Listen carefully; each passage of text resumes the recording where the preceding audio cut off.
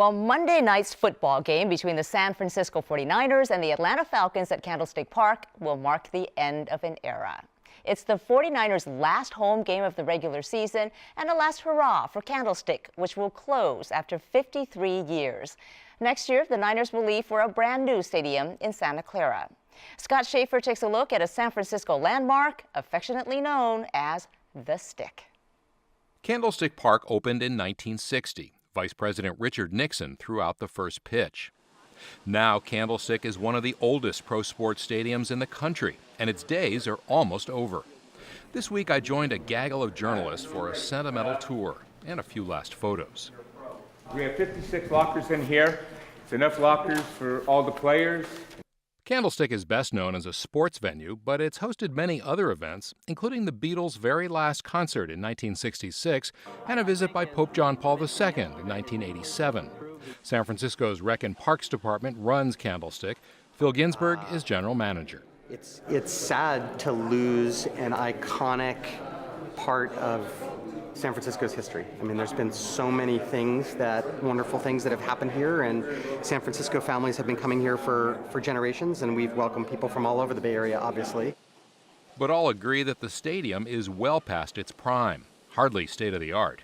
It's cramped and not very comfortable. These showers resemble a high school locker room from the Eisenhower era. And on the field and in the stands, cold and windy. Quarterbacks and stadiums all have a shelf life, and Candlestick has had some very, very proud history, and we're going to say goodbye to it in style. While the 49ers organization looks forward to their new $1.3 billion home in Santa Clara, they acknowledge things they might actually miss. Bob Malamo manages the locker room. And that probably won't hit me until I start driving home. I'll be in the car by myself and it just stop up, break down. Yeah, this is 62. To remember some of the Stick's iconic moments, I sat down with columnist Glenn Dickey, who's covered sports for the San Francisco Chronicle and the Examiner for over 4 decades. Well, Glenn Dickey, Candlestick Park's days are numbered. But at one time, it was like state-of-the-art. Bring us back to those earliest years of Candlestick. What was the reputation of this stick? Well, when it first began, 1960, it was the first modern baseball stadium that had been built, since like the 20s or so.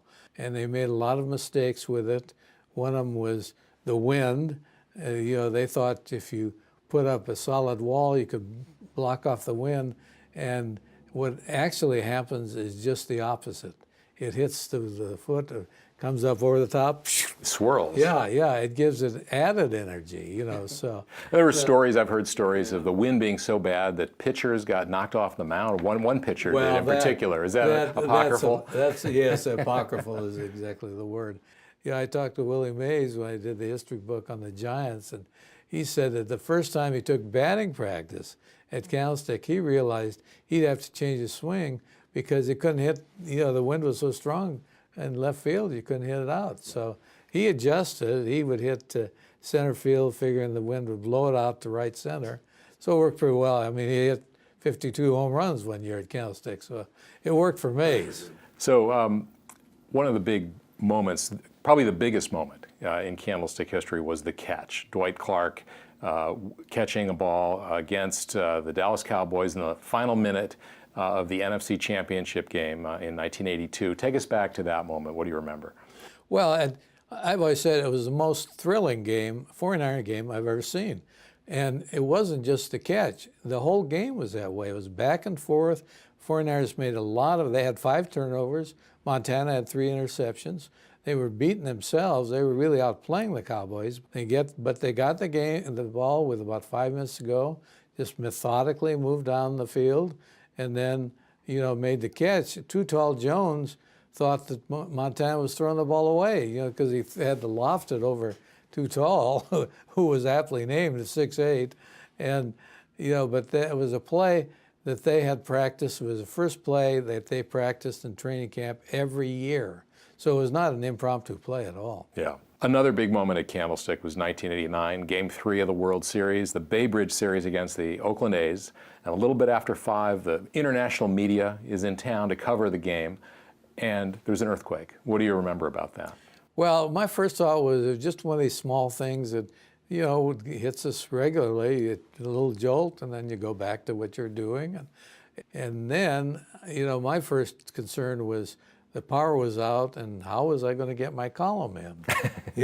And then I looked at the TV we had up in the auxiliary press area right behind home plate in the second deck. And it showed the Bay Bridge broken. And I thought, well, I don't think I'll have to worry about getting my column in.